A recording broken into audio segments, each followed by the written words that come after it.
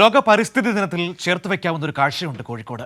മണ്ണും മനസ്സും കുളിർപ്പിക്കാൻ പാതയോരത്തെ മധുരവനവുമായി എടച്ചേരി കച്ചേരി പൊതുജന വായനശാല പ്രവർത്തകർ. കാണാം ആ മധുര വന കാഴ്ചകൾ. എടച്ചേരി ഇരിങ്ങണ്ണൂർ റോഡിൽ ചാലൂട് പാലത്തിനും ശ്രീനാരായണ മഠത്തിനും ഇടയിലൂടെ കടന്നുപോകുന്നവർ എത്ര തിരക്കിലാണെങ്കിലും ഇരുവശങ്ങളിലെയും പ്രകൃതി ഭംഗിയിലേക്ക് ഒന്ന് കണ്ണോടിക്കും. ഇരുവശവും നിറയെ പൂക്കളുള്ള ചെടികൾ, ചെറിയ തണൽ മരങ്ങൾ, ഒപ്പം പച്ചപ്പും കുളിർമയും.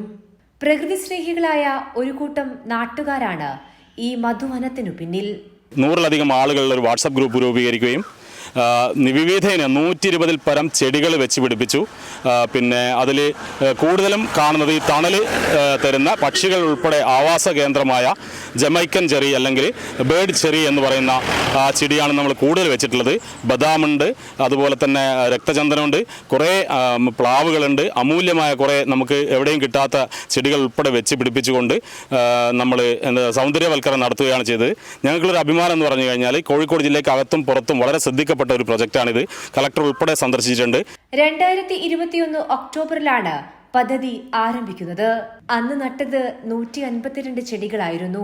കൊച്ചു പക്ഷികളും മറ്റും ആശ്രയിക്കുന്ന ജമൈക്കൻ ചെറി അഥവാ പഞ്ചാരപ്പഴം, ചിത്രശലഭങ്ങൾ ആശ്രയിക്കുന്ന കിലുക്കി, അന്യം നിന്ന് പോകുന്നവയായ വെള്ളപ്പൈൻ, അശോകം, നാഗപ്പൂമരം തുടങ്ങിയവയും നട്ടുവളർത്തി.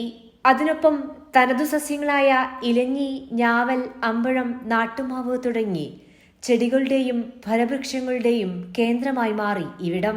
കടുത്ത വേനൽക്കാലത്ത് വെള്ളം നനച്ച് ഓരോ ചെടിയും ഉണങ്ങാതെ പരിപാലിക്കുന്നതും, കളകൾ പറിച്ച് ചെടികൾക്ക് വളപ്രയോഗം നടത്തി പരിപാലിക്കുന്നതും ഈ കൂട്ടായ്മ തന്നെയാണ്.